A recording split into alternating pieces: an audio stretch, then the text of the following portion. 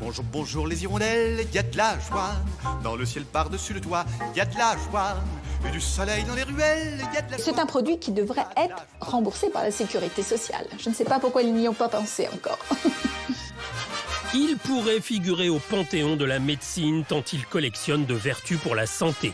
Vitamines B1, B2, B3, B5, 6, C, E, A, minéraux, potassium, phosphore, soufre et j'en passe. Oligo-éléments, fer, zinc, manganèse. Cette petite gousse a tout d'une grande. Mon cœur bat chavire et chancelle, c'est l'amour. C'est un beau produit qui nous fait beaucoup de bien, donc voilà, elle mérite un peu de temps. Demoiselle, y a de la joie partout, y a de la Vous joie. connaissez tous l'ail blanc, mais vous allez craquer pour sa version noire. Bienvenue à Cancale, chez Sylvie, une des rares productrices en France. J'aime l'aventure, la gastronomie, j'aime les rencontres avec les clients, et l'ail noir m'apporte tout ça, donc moi je l'adore mon ail noir. Y a de la joie partout, y a de la joie. Bon, on est prêt Eh pour on va éplucher attaquer. notre ail, comme toutes les 3 semaines, Ouais. 200 kilos, De l'ail, de l'ail, de l'ail. aïe aïe aïe. Aïe, aïe, aïe. J'ai décidé, eh bien, il y a 5 ans, de m'intéresser à l'ail noir, connaissant les bienfaits de l'ail noir. Ça protège de l'hypertension et de problèmes de cholestérol. Ma maman est extrêmement malade et donc j'ai peur de sa maladie. Et moi, je suis comme elle. J'ai les mêmes... voilà, c'est génétique, mais... je ne pourrais pas vous dire si Alzheimer, voilà, ça agit, mais en tout cas, j'aurais mis les chances de mon côté. Et puis voilà, l'histoire nous le dira. Comme Sylvie, optez pour cet aliment médicament. Autre avantage de cet alicament, et non des moindres, plus de vampires. Chaque année, elle transforme 1,5 tonne d'ail blanc en 900 kilos d'ail noir. L'idéal, c'est qu'il y ait de la pluie juste en fin de saison pour qu'elle puisse grossir, qu'il ne soit pas trop sec non plus. Mais voilà, là, cette année, c'était trop humide. Une ail qui a souffert d'humidité, elle peut avoir une maladie et c'est pas... Voilà, ça, par exemple, je ne vais pas le mettre parce que ça ne me plaît pas.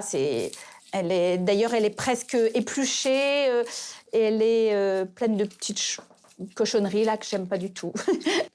Voilà, par exemple, une tête qui mérite toute notre attention. Elle va faire une belle tête d'ail noir. Elle est bien recouverte, bien fermée, bien ferme. Et ça me plaît.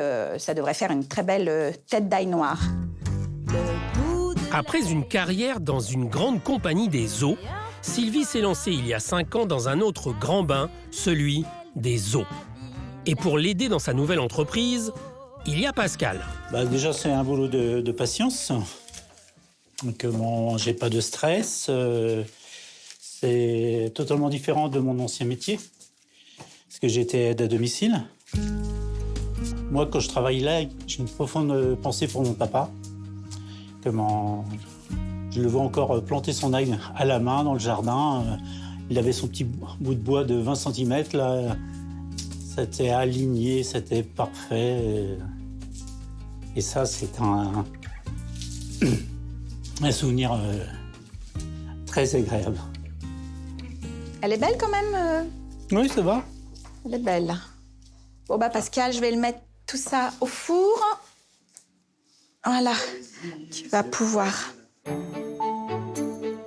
Procédé très artisanal, où il faut prendre son temps, l'ail part se faire cuire pendant 21 jours à basse température. Allez, en cuisson. Passé ce délai, c'est encore loin d'être fini.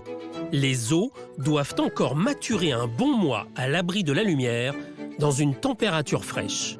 Bon, venez voir l'antre. Vous sentez cette délicieuse odeur ? En fait, c'est les sucres naturels de l'ail qui se sont transformés en caramel. C'est la réaction Maillard.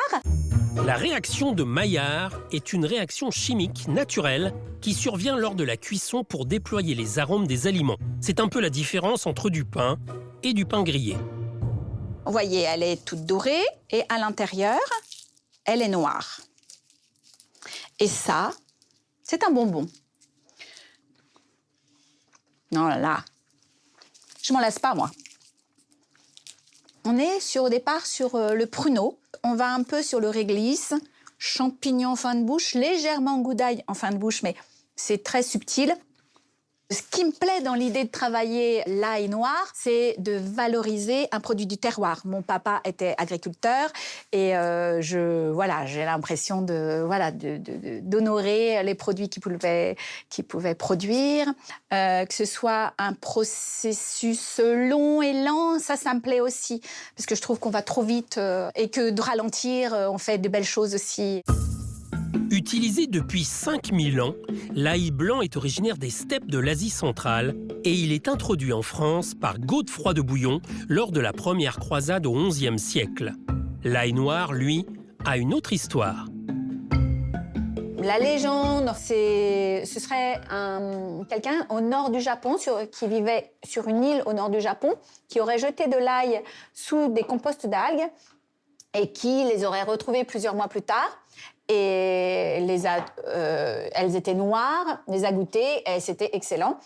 C'est ce que j'essaie de reproduire, c'est-à-dire la température d'un compost et l'humidité. Pour la douceur de l'umami, un terme japonais désignant la 5e saveur après le sucré, le salé, l'acide et la mer, il vous en coûtera 5 €, les 2 gousses. C'est un mets qui se conserve très bien. On n'a pas besoin d'en mettre beaucoup pour déjà donner une note vraiment originale à un plat. Surtout, ne pas oublier que l'ail noir ne se cuit pas. On l'utilise un peu comme une truffe, c'est-à-dire qu'on rajoute des lamelles sur un risotto, sur des noix de Saint-Jacques, dans des pâtes, sur une salade, mais surtout ne pas le cuire. C'est pas mal.